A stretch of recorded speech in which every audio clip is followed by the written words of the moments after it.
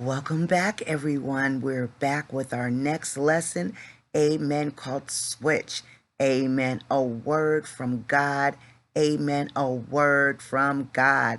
Amen. Is coming your way this morning.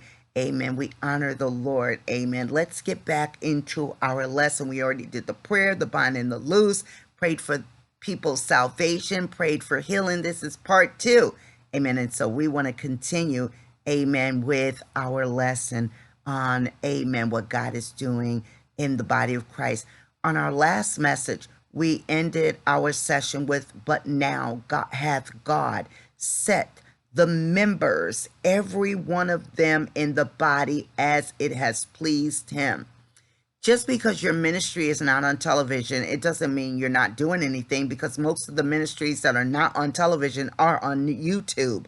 Amen. God has positioned, amen, social media to be the drive, amen, where people who couldn't even afford a television broadcast, amen, are now able to go to Periscope, amen, or Twitter or Pinterest, or I would say Instagram and Facebook and YouTube, and post messages. Isn't it amazing? It doesn't cost a dime. Amen. God has given these corporations like Google and YouTube, all of these social media pages, God has given them the wisdom and knowledge how to create a platform, amen, where people can be inspired. I mean, YouTube is a university. I call it YouTube University, because there's everything. I mean, there's so much word of God on there that there's no way, amen, that you can't grow spiritually. There's everything. This do it yourself. There's so much, amen. But the body of Christ, God set the people that he wanted to be in any place. You say, well, my ministry, it might not be all of that. Yes, your ministry is making a difference. You might, never look at your ministry and think you're not making a difference. Yes, you are. You've been placed there by God. Honor the fact that whether it's big or small, you can see, if you be faithful over a few things, he will make you ruler over many. I would rather be in the will of God than out of the will of God. And being in the will of God is understanding, no, my ministry is not supposed to be like someone else. I'm a prophetess. Someone else might be a prophetess, but they may be stationed in the body of Christ doing something that God has called them to do that lines up, of course, with the word of God, because we're not running rogue in ministry. God don't have people running rogue. Amen. Oh, no, you will not mess up the assignment. You won't be running rogue in ministry. And if you do, what does he say? Let the wheat and the tare grow together. When I come, I feel God. When I come, I'm going to do the separating. So stop worrying about what people are doing, how they're doing it, and for whatever reason they're doing it, especially if you see people going contrary, amen, and against, amen, the word of God. Scoffers walking after their own lust, the Bible says. God has set the members, every one of them, the Bible says, in the body as it has pleased them. And if they were all one member, where were the body? Where is the body if everybody was just the members? You know what I'm saying? But now are they many members, yet one body? I believe we've passed the trillion mark. I believe it.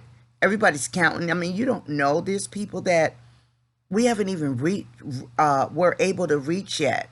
Because truly, think about this. The Bible said, and when this gospel shall be preached in all the world for a witness to the nation, then shall the end come. So the end is not yet, but it's coming, and it's coming fast. We need to get in a hurry. Amen. Get in a hurry. Stop trying to be like everybody else. Stop trying to pattern yourself after this man of God or this woman of God. Just do what God called you to do and make a difference, because you are different.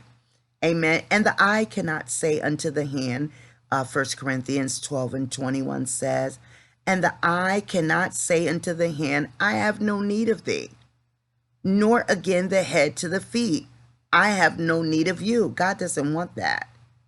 He set people in the body as it has pleased him. We're supposed to be pleasing God, not everyone else. And we're all helpers of one another.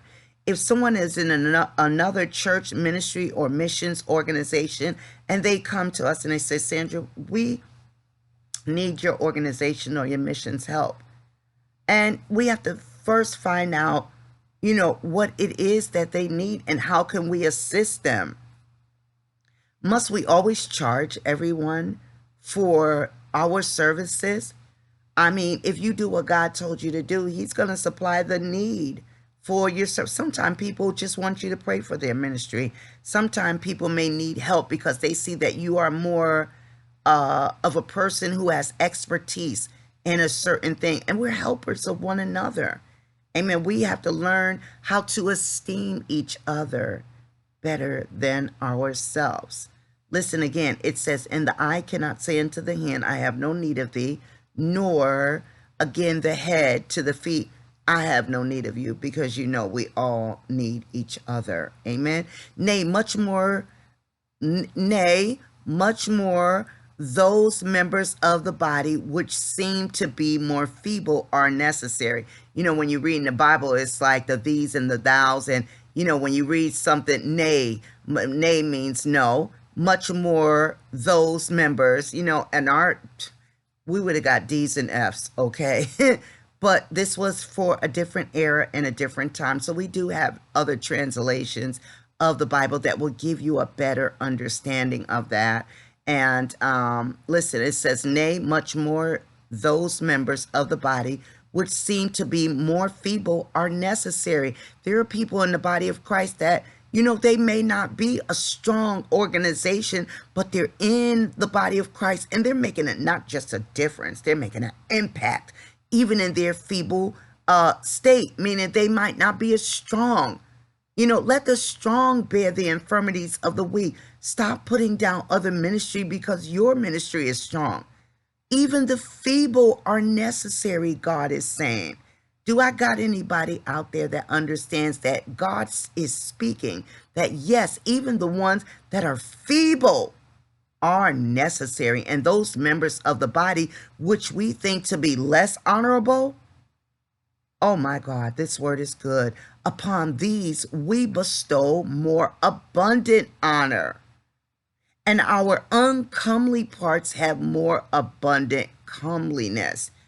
God wants us to esteem each other better than ourselves. He wants us to begin to work together in the spirit of unity. Because when you, as a leader in the body of Christ or a mission or organization, can look and see what other organizations need, because you're the stronger part and you minister to that need, what do you think God is going to do to you as an individual and for your ministry? You never stop growing. I hear that in the Holy Ghost. You will never stop growing in your ministry, and you will never stop expanding every day. Every time you have the doors of the church open and you extend the right hand of fellowship, meaning giving people an opportunity to be saved and to join the church, that it keeps growing and growing and growing. Amen. If God has put that anointing in your space, learn to find a church that is doing something, might be just starting off, just like you were. Sow into that person's ministry, because guess what? You're helping the word of God to go forth. I'm not going to be sowing in people's ministry. You were once a babe in Christ, and God saw to it that you are now positioned in the body of Christ as it has pleased Him. You have to reach back sometime and just look. I mean, sometimes you just can't be so busy that you just worrying about us and ours and what we got going on. We don't got time to be looking at what everybody else is doing in their ministry. We got to listen. You can't go to heaven thinking about that, because when you come up there, you don't want God to say you ran well. Well, who hindered you? Like, I've given you everything. I've given you everything your ministry needs. We're talking about the feeble, those that we think, amen, to be less honorable. God said it in His word, upon these we bestow more abundant honor, and our uncomely parts have more abundant comeliness. Amen. For our comely parts have no need, But God hath tempered the body together, having given more abundant honor to that part which lacked. Isn't that something? Everybody's thinking, wow, this ministry is doing this ministry is doing that. Think about the Red Cross, that's a ministry. Think about the Salvation Army, that's a ministry. Think about the United Way, that's a ministry. Think about the homeless shelters, that's a ministry. Think about mentorship programs, that's a ministry. Amen. There are people that need assistance, and people that have it is like, well, sometimes it's not what you sow, okay, as far as monetary. You could sow words of wisdom. One word of wisdom, how to do things, will help enable another ministry to become successful. Amen. Because if you give people the word of God with God, God said all they had to do was meditate on it day and night, and you will have good success. So, some people, they have money. Other people, ministries, have money, and they can see you. They see you on the internet. They see that God is giving you a word, but they feel like, well, I don't know who they running with. I don't know who's their pastor, who they connected with. Just think. Who was Elijah connected with? Who was Elisha? Who was their pastor? Think about it. Who? They relied on God. They did what God told them to do. And that's why you're going to see the switch in the body of Christ. Amen. God is going to, he's going to replenish. Amen. He's going to set up. He's going to establish more churches, more ministry of people that cannot be bought, borrowed, or sold. They're not running with the same people, doing the same things at the same place at the same time, but they will be in the word of God. Because if anybody comes to you, if an angel came down from heaven preaching any other gospel that you have heard, that you haven't heard of, amen, it's going to be accursed. Amen. I'm not going to listen to anybody that does not line up with the word of God. Your ministry must line up with the word of God. You must be able to look in this word and ask God I feel God on that. You must be able to look in this word and ask God to help you rightly divide the word of truth. The Bible says, speak thou the things which become sound doctrine, that talk about the age, amen, women, the men, the young people, the wives, how they should take care of their children. Amen. Oh God, this Bible is amazing. We just need people who care about others. And if you don't care, the word of the Lord is he's sending the replenishment, amen, and possibly replacements, amen, that the body of Christ needs. Amen. And that's so important that we stay aligned with the word of God, that there should be no schism in the body, but that the members should have the same care. This is what we're talking about. Have the same care for one another, not just for you and your church, but for ministries around the world. How many of us in ministries are saying, Lord, the harvest is plentiful. You said it in your word, but the laborers are few. So, Father, everywhere in the name of Jesus where there is no laborers, Lord, send them into the vineyard. Do we pray that? Or do we say, Lord, our ministry needs more money. We need this. We need that. We need this. We got to do this. We're delegating other authority to do that. But what about other people in the body of Christ? We talked about the feeble. Upon these, we bestow more abundant honor. The ones we think to be less. You really got some people saying, ain't nothing to them. They not with us. We ain't worrying about it. See, down here, you can pass the people's test. But up there, you got to pass the God test. And you don't want to make it to heaven and Jesus comes walking by, seeing people sitting down with Abraham, Isaac, and Jacob and like, do I know you? Oh, you don't want that on you. I prophesied in your name. I cast out devils. I did many work. But there was a ministry right down the street. And you saw those same 5 people going in. And then you saw next year those same 5 people going in. But you mean you never stopped by? Well, they need to close up those storefronts and come. No, they're part of the vineyard. When we look at grapes, look at one day when you go to the grocery store, I want you to look at those grapes and see how they are connected to each other on the vine. Now, sometimes you will see grapes grow into each other like it is like, oh, look at this grape. It's 2 in 1. but each one has been set in its own particular place. And if you look at it, a picture of the vine, look at it how it almost looks like fingers, and how each of the vines is holding up, and the weight of it. That was so profound to me one day, how God showed me how he is able, amen, to hold up the vine. The grapevine should snap, but that vine is strong. That vine is real strong. And guess what? God has the power to hold up, amen, the people, amen, in the vineyard. We're members, amen. We got to look at each other, everybody's ministry. They are members of the body of Christ. The ones that are more feeble, the ones that you don't think, oh yes, you got to esteem each other better than yourselves, amen. Listen what it says, that there should be no schism. We're in 1 Corinthians 12 and 25, that there should be no schism in the body, but that the members should have the same care one for another. And whether one member suffer, all the members suffer with it. If one person in the body of Christ is going through anything, if it affects everybody, if one person falls and the whole world hears it, it causes a stain on everyone. But we that are strong, we can't be looking at people and laughing at them because they fell down. They're human. Amen. They make mistakes. We all will make mistakes. We will all sin and come short of the glory of God. The world is the one that said, that's a shame. This and that. Everybody, they got their 2 cents. Won't even try to live saved. Won't even try to live holy. But yes, they will hold you to a higher standard because they feel you should know better.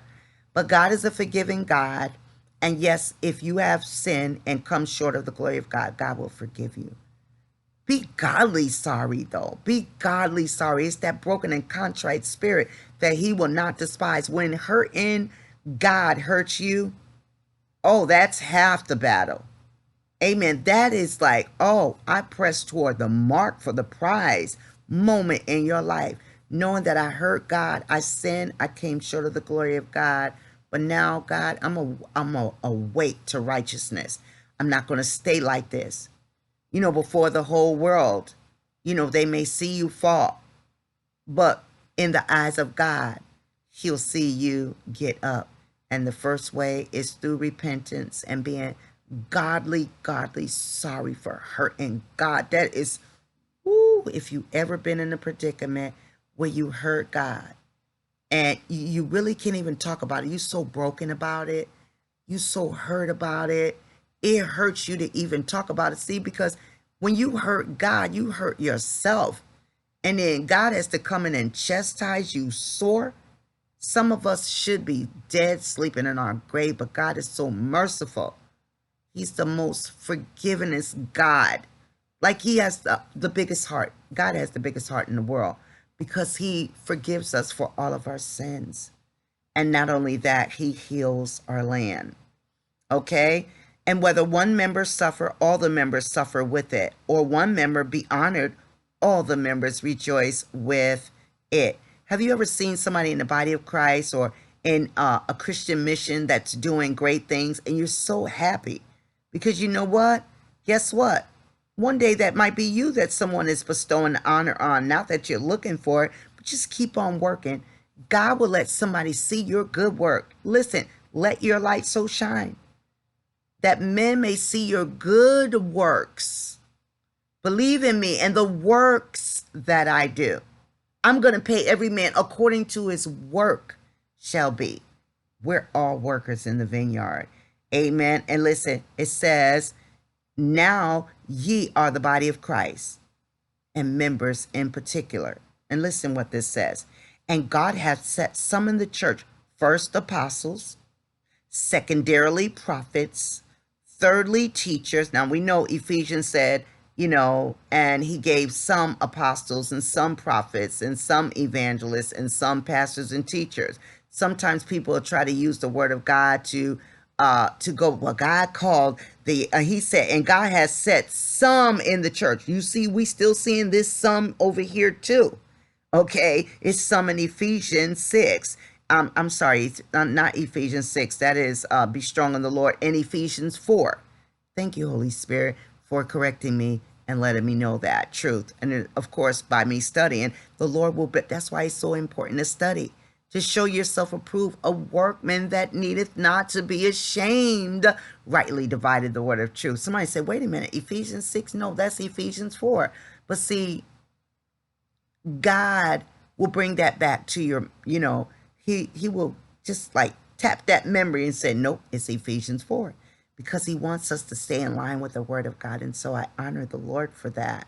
And God has set some in the church, first apostles, secondarily prophets, these are the some, thirdly teachers, after that miracles, then gifts of healings, helps, governments. You'd be like, God has governments in the church? Of course he does. He has people designated in different area of the corporate structure in the body of Christ to maintain the offices that are contained therein. Now, I hope you understood what I just said. You have the pastors in there, you have the deacons, you have the elders, you have the deaconesses, the deacons' wives in there. You have the Sunday. So you have so many. You have the financial aspect of ministry, the accountants, the trustees. There's so many different outreach ministries, and that's a good thing to have, I would say, a grapevine ministry. There's so many different grapes on one vine. Usually you pick that cluster. So ministries, church ministries, as far as buildings concerned, has that cluster of people that represent the government portion of that church. They're in operation, keeping everything maintained the way that the God said is supposed to be maintained. Amen. Not a government trying to be a government over the government that we have. Just because your church has a governmental aspect, you're not over the laws of the land. You're not over, that's treasonistic. Amen. Your church should not be saying, well, we don't have to listen to the government. Oh, yes, you do. Amen. God has set people in the church as it has pleased him. And we're supposed to obey the laws of the land and respect those who are in authority. That's part of the body of Christ. If you are running rogue and saying, well, I don't have to listen to nobody in the government, they ain't running the church, we're the church, we don't have to listen. And if you're talking about leaders that are in society, like the policemen, the governors, the mayors, amen, superintendent of schools, the president, the vice president, you can't talk about them. Pray for those that are in authority. That's what we're called to. Amen. In the body of Christ. Are all apostles, the Bible says. Okay. Gifts of healings, helps, government, and diversities of tongues. This is what the Lord is speaking for this hour, this 2020 season. Amen. And time. And probably further, we don't know what the Lord is going to say next, but God is going to send diversities of tongues. When somebody get up and start speaking in tongues, you don't know what they're saying if you don't know that language. So if God send diversities of tongues of people, and they're speaking in tongues, just like on the day of Pentecost, guess what? They heard everybody speaking in their language, and they was not drunk as ye have supposed. Amen. Amen. Amen. But it was the Spirit of God. Amen. Have all the gifts of healing? No. Do all speak with tongues? No. Do all interpret? No. Because the body of Christ is vast, and God has set, amen, everyone in the body of Christ, whether they're in a corporate church structure. Church is not a business. It has governmental authority, meaning the ability to run and operate in the way that a church ministry should. Amen. That's what I'm talking about. To make sure that each part of the body of Christ runs in the way that the Bible mandates, amen, a church to run. Now, we are the church. We can't get that twisted. We, the people, are the church. God's not coming back for that building, but he wants order in the house that has been established in his name. If you're establishing a church in his name, then you should want to make sure that that church is run, amen, where you can teach and preach the word of God freely. Don't try to be lords over God's heritage. Stop telling the people they don't need to drink soda. If they drink soda, they drink soda. They got a right to drink soda. You can't tell them they can't drink soda. You can't wear pants. They can't do that. Listen, give them the word. God will lead them and guide them into all truth. If they're doing something they have no business doing, God will tell them. But don't tell them, of course, you don't want them to sin and come short of the glory of God and then hold an office, which will bring a stain on the church and possibly the body of Christ. Like, how can they do this and do that? And they doing this and that. No, you give people the word of God. God told me when I first started in ministry, feed them and nourish them and give them the word of God. And that's what I'm supposed to do. Feed you, nourish you, and give you the word of God. And the word of God is inspiring. It will change lives. It will heal bodies. It will save souls. It will make enemies become friends. Amen. I'm telling you, the word of God is potent enough to change, amen, someone's life. It changed your life. Amen. And God has, amen. And that's a question mark. Are all apostles? Are all prophets? Are all teachers? Are all workers of miracles? Have all the gifts of healing? Do all speak with tongues? Do all interpret? That's a question. Everybody can't be doing the same thing. God has set members in the body as he pleased them. I like the fact, going back to that part of the scripture, where God has tempered. I like that. Your car window is tempered. If you get in an accident, it's going to bust. But it's not going to bust like a regular glass. Those glasses have been tempered to shatter. Amen. God has tempered us. Amen. And building us. Amen. Where if we get hurt, we're able to restore it. Amen. If a man be overtaken in a fault, ye which are spiritual, restore such a one in the spirit of meekness. The Bible says, considering yourself, lest you also be tempted. What you saw a brother go through today, guess what? You might be going through that tomorrow. Don't never point your hands at nobody and say, that's a shame. It might be you. It might be your children. It could be anybody. Amen. We shouldn't point the finger of, look, if I point my finger at you, I got another finger that's pointing back at me, like 4 of them.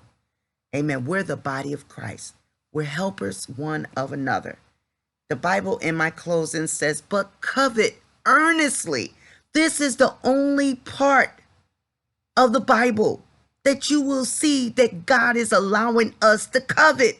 The 10 Commandments say you're not supposed to covet your house, your neighbor's house, the animals in his house, the furniture, the cars, the wife.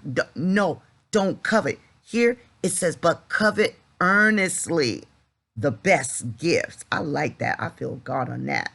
The best gifts. Look at all those gifts. God said, which one you want? Covet the best. What do you need? Because listen, the Holy Spirit will divide unto people severally as he will. He ain't going to give you one because you might need 2. Like, I got all 9 gifts of the Spirit. Well, guess what? There may be times you might not have all 9. You might have 7. You might have 5. You might have 4. But it is Spirit-led gifts. In operation, you might have the word of wisdom and the word of knowledge working at the same time. You might have the gift of the working of miracles and the gift of healings. Amen. Miracles, meaning plural, more than one. Healings, plural, more than one in operation. The Holy Spirit will divide severally as he will, but covet earnestly. Amen. The best gifts. And yet show I unto you a more excellent way. Amen. I like how Paul started out concerning spiritual gifts. He said, brethren, he said, I would not have you ignorant. He said, ye know that ye were Gentiles carried away unto these dumb idols, even as ye were led. Paul wanted the people to understand the importance of the body of Christ, and that's we are helpers and members one of another. This concludes our series on Switch. Amen. I pray that you were blessed, encouraged, and inspired. If you would like to write us, you can write me at Sandra Wilson, Post Office Box 4184, Alpharetta, Georgia. That zip code is 30023. or you can contact our 24-hour message line at 678-568-1880. Or you can write me or email me through honeybee, amen, 30004 at gmail.com. It is a blessing, an honor, and a privilege, amen, to bring you the word of God right here at Bible Class Nation. And Holy Spirit inspire me, amen, for all of our viewers on our YouTube channel, Holy Spirit inspire me. May the Lord God bless you and keep you. May he give you encouragement through this series, amen, that we have done in the word of God, because God is doing something new. Amen. You say, well, he's not doing nothing new. Yes, he is. God is always up to something good in our lives. He's just looking for that one person. Whom can I send? Who will get up at 4 o'clock in the morning or 3 o'clock in the morning and pray, seek my face, turn from their wicked ways? God said, if you do it, I'll hear from heaven. I'll forgive your sin and I'll heal your land. I think the greatest aspect of this lesson is to understand that we are not alone in the body of Christ, and that we are called to fulfill the Great Commission for winning souls to and for the kingdom of God. We're not salesmen. Amen. We are the body of Christ, and we are laborers, co-laborers. Amen. All of us are in designated areas all across the world, but God has set us where it will please him. So listen, as I close, this is Prophetess Sandra Wilson. Wherever God has called you to be, please God. Don't look to please man. Please God. Amen. Because God put you where you are. He's called you to make a difference because you are different. God bless you.